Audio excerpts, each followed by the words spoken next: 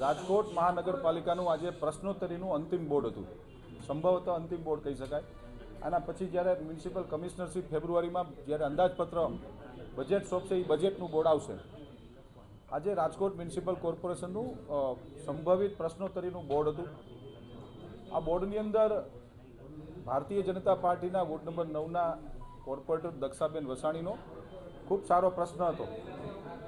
અમૃત અને સ્વર્ણિમ, અમૃતની ગ્રાન્ટ અમૃત 1 અને અમૃત 2 એટલે કે કેન્દ્ર સરકાર અને સ્વર્ણિમની ગ્રાન્ટ એટલે કે રાજ્ય સરકારની ગ્રાન્ટ ચાલુ નાણાકીય વર્ષની અંદર કેટલી આવી અને કયા કયા વિભાગમાં કયા કયા વોર્ડની અંદર વપરાણી એનો મ્યુનિસિપલ કમિશનરશ્રી દ્વારા ખૂબ સારો જવાબ આપવામાં આવતો હતો.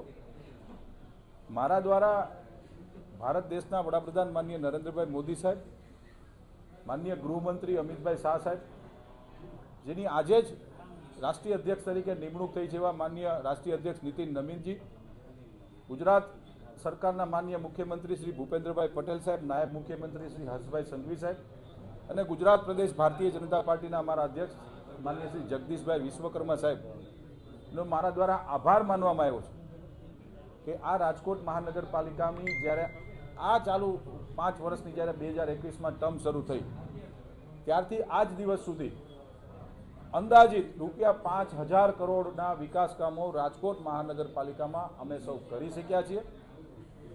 રાજકોટ શહેરની પ્રજા માટે સરેરાશ 18 વોર્ડની અંદર સમતોલન જાળવીને 18 વોર્ડની અંદર વિકાસ કામો અમે લોકો કરી શક્યા છીએ, જેનો અમને ગર્વ છે.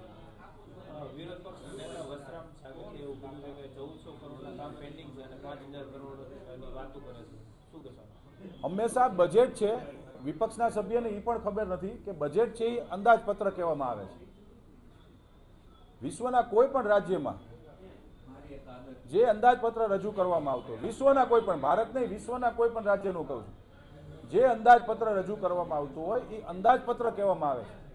રાજકોટ મહાનગરપાલિકાનું ગઈ સાલ જે 3218 કરોડનું જે બજેટ હતું એ બજેટ હજી 30મી માર્ચે પૂરું થવાનું છે. અંદાજપત્ર હતું એમાં અમે લોકો 1500 થી 1800 થી 2000 કરોડ સુધી અમે પહોંચી જવાના છે.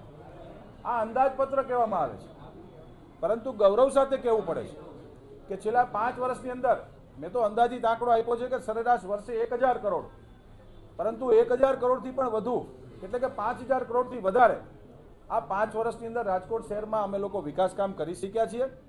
વિપક્ષને ખુદને ખબર નથી કે આ અંદાજપત્ર કહેવામાં આવે છે. મેં વિપક્ષનો પણ આભાર માન્યો છે. ભારતીય જનતા પાર્ટી બહુ સ્પષ્ટ માને છે કે લોકશાહીની અંદર તંદુરસ્ત વિપક્ષ પણ હોવો જોઈએ, પરંતુ સાથીઓ દુઃખ સાથે કહેવું પડે છે કે જ્યારે આજે પ્રશ્નોત્તરીનું છેલ્લું બોર્ડ હતું ત્યારે વિપક્ષના સભ્યો બોર્ડનો સમય 11 વાગ્યાનો છે.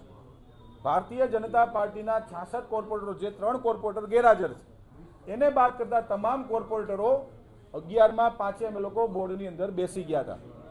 જ્યારે વિપક્ષના સભ્યો 4 છે એ 11:20 બોર્ડની અંદર પ્રવેશ કર્યો છે. બોર્ડની અંદર આવવું, માત્ર મીડિયાની લાઇમલાઇટમાં રહેવું, વિસ્તારમાં કામ નથી કરવા.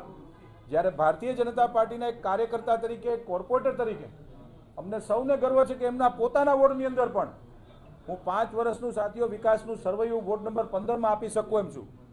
હાલમાં જ રાજ્યના શિક્ષણ મંત્રી દ્વારા શિક્ષણનું એક નવી શાળાનું ખાતમુહૂર્ત કરવામાં આવ્યું. ગર્વ સાથે કહેવું પડે છે કે ભારતીય જનતા પાર્ટીની સરકારે 18 વોર્ડની અંદર સર્વાઈવલ વિકાસ કર્યો છે. માત્ર વિપક્ષને, એક સફળ વિપક્ષ તરીકે પણ કોંગ્રેસ પાર્ટી રાજકોટ શહેરની નિષ્ફળ ગઈ છે. વિરોધ કર્યો હતો કે 200 કરોડની ગ્રાન્ટ લેવી પડી છે કોર્પોરેશનને, જે રીતના બિલ્ડરોને છાવરવામાં આવે છે. શું કહેવું છે? રાજકોટ મહાનગરપાલિકા હોય કે રાજ્યની કે દેશની કોઈ પણ મહાનગરપાલિકા હોય, જ્યારે નાણાકીય જરૂરિયાત પડતી હોય ત્યારે અમે લોકો નાણાં લેતા હોઈએ છીએ. આપણે આપણા ઘરમાં ક્યારેક લેતા હોઈએ છીએ, તો સ્વાભાવિક છે કે મહાનગરપાલિકાને પણ જરૂર પડતી હોય છે. આ એક રૂટીન પ્રક્રિયા છે. આમાં કોઈ મહાનગરપાલિકા ફડચામાં હાલે કે એવું કશું છે જ નહીં સાથીઓ.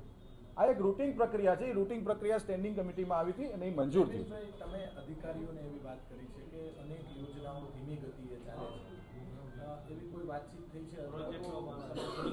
ગઈકાલે રાજકોટ મહાનગરપાલિકાની માનનીય અધ્યક્ષ માનનીય મેયરશ્રીની અધ્યક્ષતાની અંદર એક સાંજે 5 વાગે અધિકારીની એક બેઠક બોલાવવામાં આવી હતી. આ બેઠક સમયાંતરે દર 2 મહિના દિવસ દરમિયાન માનનીય મેયરશ્રી, માનનીય કમિશનરશ્રી અને મારા દ્વારા સ્ટેન્ડિંગ કમિટી ચેરમેન દ્વારા અમે લોકો બજેટની રિવ્યુ બેઠક બોલાવતા હોઈએ છીએ। બજેટમાં જે અમે લોકોએ જે યોજનાઓ બહાર પાડી હતી 2025-26ની જે યોજનાઓ હતી એ મહત્તમ યોજનાઓ પૂર્ણ થઈ ગઈ છે અને બાકીની જે યોજનાઓ છે એનું ફોલોઅપ માટેની બેઠક હતી। કોઈ ભારતીય જનતા પાર્ટીની સરકારની અંદર કોઈ ધીમી ગતિએ કામ ચાલતા નથી, પણ સ્વાભાવિક છે કે કામના ફોલોઅપ માટેની એક આ કામની એક પ્રક્રિયા છે, જેના ભાગરૂપે ગઈકાલે મિટિંગ સૂચન નથી, સૂચના આપી છે। સૂચનાઓ અમારા દ્વારા આપવામાં આવી છે કે જે કામ પડતર જે પેન્ડિંગ છે બજેટની યોજનાઓના એ કામ પૂર્ણ કરવામાં આવે, જે કામ નથી થઈ શકતા સ્વાભાવિક છે ન થઈ શકે તો એના કારણો આપો અમને લેખિતમાં, પરંતુ જે કાંઈ પણ બજેટની યોજનાઓ હતી બજેટની યોજનાઓ પૂર્ણ કરવામાં આવે। યોજનાઓ છે કે જે તમને એવું લાગ્યું કે આ કદાચ ધીમી હાલતી હોય? કુલ 18 યોજનાઓ હતી, 18 યોજનાઓ હતી। 18 યોજનાઓમાંથી 14 યોજનાઓ પૂર્ણતા તરફ આવી ગઈ છે। 14માંથી 10 યોજનાઓ તો અમે સ્ટેન્ડિંગ કમિટીમાં મંજૂર કરી છે, 4 હવે પછી સ્ટેન્ડિંગમાં આવે છે।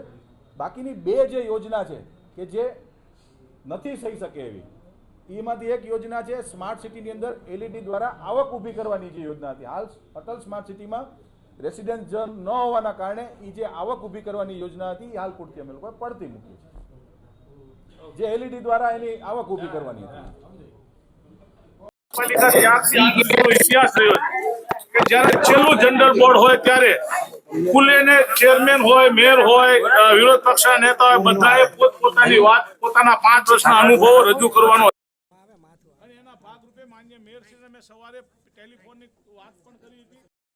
આજે બોર્ડમાં પણ એક શબ્દ બોલ્યા વગર છેક સુધી બેસી શાંતિથી એમના સાંભળ્યા છે અને એક કાગળ લખી પણ મોકલો માન્ય મેયર સાહેબને કે વિરોધ પક્ષ તરીકે અમારી ફરજના ભાગરૂપે આપ અમારીથી જો કોઈ કોર્પોરેટરોની, અધિકારીઓની, પદાધિકારીઓને, પ્રેસ મીડિયાની કોઈ ક્યાંય ભૂલ થઈ હોય અમારાથી તો એ માફી માંગવી અમારી ફરજ છે। એટલા માટે 5 વર્ષના ગાળા દરમિયાન મારે આ કહેવું જોઈએ અને એના ભાગરૂપે પણ જો સત્તાના મધમાં બેઠેલા માન્ય મેયર શ્રી અને સ્ટેન્ડિંગ બોલવા ન દે એ બહુ શરમજનક વાત છે। વિક્રમભાઈ, આજે જે રીતે વિરોધ કરવા જ નથી દેતા, આપે જોયું છે રાજકોટમાં અત્યારે 200 કરોડની લોન લેવાની એમને ફરજ પડી છે।